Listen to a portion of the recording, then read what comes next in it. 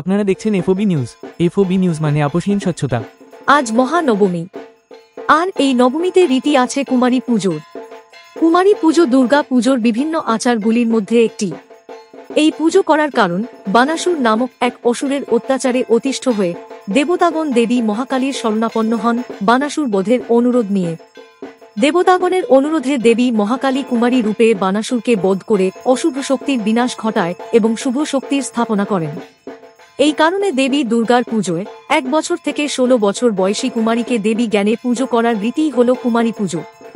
সমগ্র রাজ্যের সাথে প্রতি বছরের মতো বর্ধমানের অধিষ্ঠাত্রী দেবী সর্বমঙ্গলা মন্দিরেও আজ কুমারী পুজো করা হল। 9 জন কুমারীদের নিয়ে দেবীর 9 রূপের পূজা করা হল।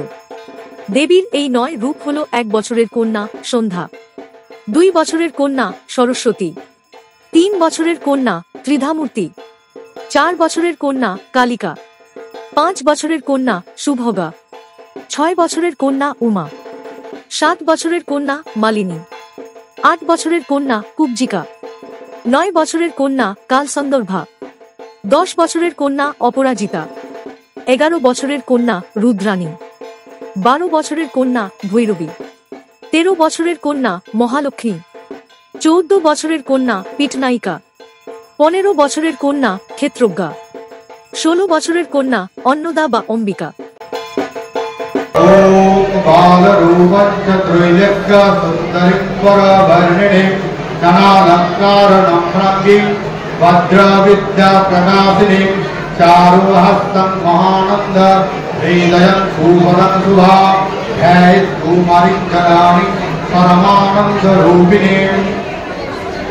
শহর বর্ধমান থেকে সৌমেন রায়ের রিপোর্ট, এফওবি নিউজ।